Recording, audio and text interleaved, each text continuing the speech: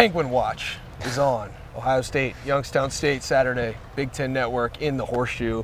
Lettermen Row will be there, and Lettermen Row is here to give the boldest predictions of them all. My favorite show of the week, if you can't tell. Penguin Watch is officially on us. We might even waddle into the stadium on Saturday. We're kind of lined up like penguins. To commemorate this glorious occasion that is Ohio State, Youngstown State. The Jim Tressel Bowl is the bowl for everyone. We're not going to waste any time here, though, because we're going to get straight to the bowl predictions. Tim, I believe you have a pretty good one to give us, and we've never heard it before. I'm going to recycle, ladies and gentlemen. I'm going to recycle my bold prediction from last week that the cornerbacks will get at least 2 interceptions in this game. Since I'm not sure, did I come close at all last week? No. Didn't they kind of get close to maybe being able to make one?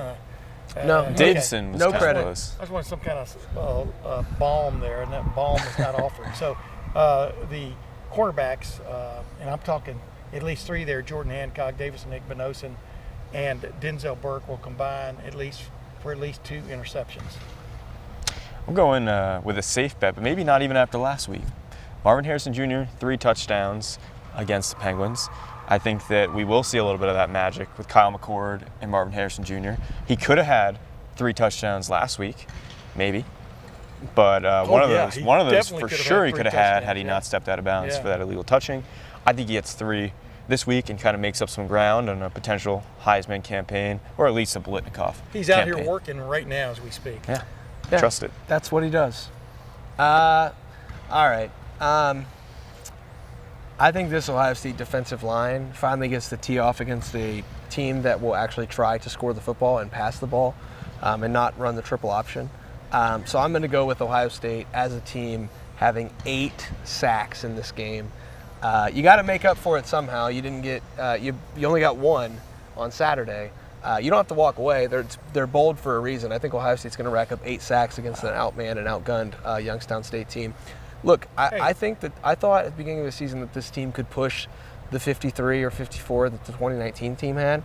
I can't just back off of that after 1 week because the team ran the freaking triple option. No. Are you kidding me? I'm not backing off of that. I'm going to plant the flag there. Ohio State's going to have 8 sacks, and it's going to get them right on pace to get there because this defensive line is too good to have that not happen against an FCS offensive line. We believe you. We believe you. You know, North Carolina had 9 sacks against South Carolina and Spencer Rattler last week.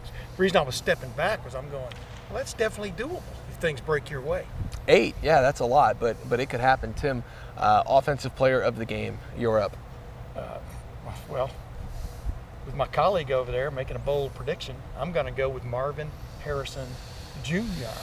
Marvin, because if he gets 3, makes it hard on you. If he makes 3 touchdown catches, that should be more than enough to be MVP offensively of the game against Youngstown State before he sits down for the second half. You know what, Mine Williams. I think that we didn't talk about him much last week. He got the 2 touchdowns. I think Spencer called him the garbage man. He took out the garbage to the end of the drives, scores those touchdowns after Chip Trainum and Trayvon Henderson did some hard work for him. But he was pretty effective when he was in there. I wouldn't be surprised if he cleans up a few more of those drives. On Saturday, I think we're all expecting Ohio State to score a lot more points than they did last week.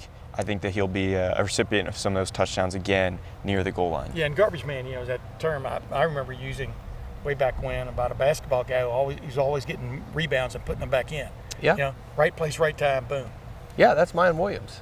Somebody shoots a shot, misses, a.k.a. goes out at the 3-yard line. Who's in there to clean up the mess and go into the end zone? Like Pete Johnson in Robust way back when. Archie would get him down there and Pete Johnson would score the touchdown. Absolutely, yeah. It just feels like 73 out here, Tim. Who's to say it's not? Speaking of not being 1973, I'm going to go with Emeka Egbuka. Again, same lines as you said. They've got to get back on track. I mean, this team can't be the best offense in the country if its 2 best receivers are having 36 or 34 combined yards. That's not going to happen. And Indiana maybe could check that, but you're telling me I said last week, what's a Hoosier? You think a Hoosier is going to hold down Marvin Harrison Jr.? I'm sorry, Indiana. I was wrong. You were right. Youngstown State, challenge. You can't defend him. Emeka Egbuka is going to be the player of the game, and if he's not, it's going to be Marvin. So one of us will win. I don't care what kind of defense they play against Marvin Harrison Jr. If they triple team him, throw the ball to Marvin Harrison Jr. I say it in the press And by box the way- every week, Tim. and by Run the the way- Marv play. And by the way, speaking of Hoosier, I mean, that's just a person, you know. That's like Ohio State being the Ohio State pedestrians or high street walkers or something like that. You know what I mean? I've never gotten the Hoosier thing. Have you? No, and that's why we're on to the Penguins, Tim. Okay. Defensive player of the game. Defensive player of the game. You predict 8 sacks. I'm gonna go with Well, brain buster Mike here. Hall Jr. Mike Hall, sticking with the juniors. Mike Hall Jr. Sacks. Big tackles. You know what? Unhandleable by the Youngstown front. I'm going to go with a little bit out of left field here just because I feel like he will play a lot more than we saw last week. I think Cody Simon is going to get to play a lot. Part of that is because I think the game will be a little bit out of hand, but I do think they want him to play more this year. Wouldn't be surprised if he ends up being the leading tackler after this game, and I think they want to see a little bit more from him, especially when they go to those 4-3-3 formations. Notice how we kept it short? Go ahead. First time I get to do this in his career, Malik Hartford, defensive player of the game for Ohio State, because he's going to play some first-team reps. He's going to play a lot of second-team reps. He's going to be maybe in the first quarter. He'll be in the second quarter. He might even play in the third quarter and fourth quarter. That's a lot of football to play against Youngstown State, especially when you're scoring a lot of points. Offense get to get off the field early or easily. Defense back on the field. I think Malik Hartford will play a lot of snaps. He dropped an interception against Indiana there late. I think if he gets another chance, he might not make the same mistake. So I'm going to go with Malik Hartford.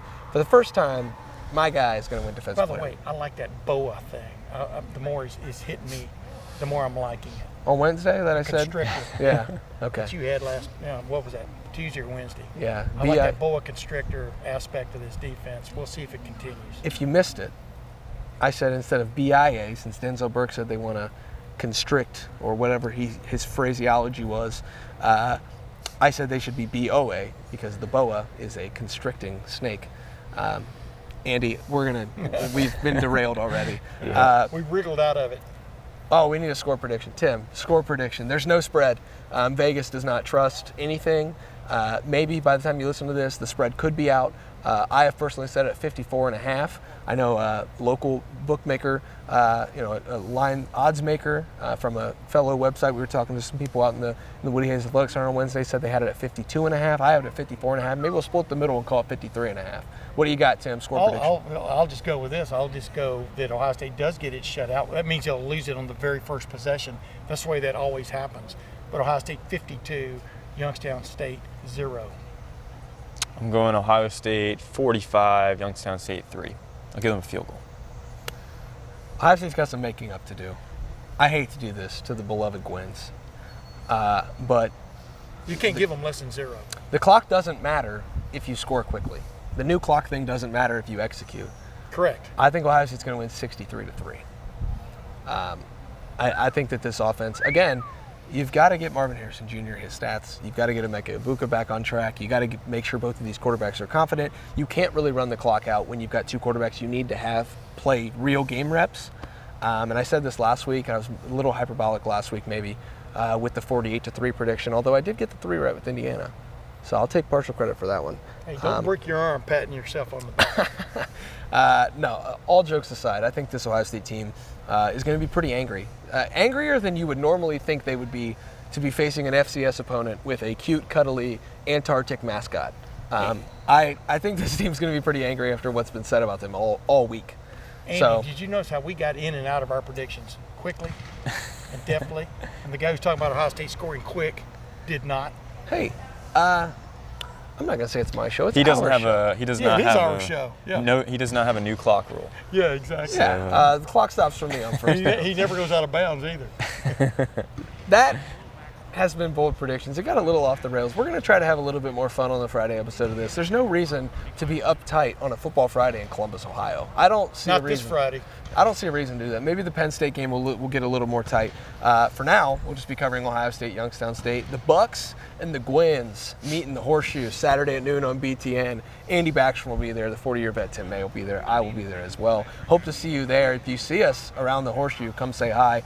And come say hi in the Lettermen Lounge. We're doing it every day, 3 365 days a year, we cover the Buckeyes. Matt Parker on the recruiting side. And these three, I don't know if I want to call us stooges, but if you want to call us stooges, that's fine.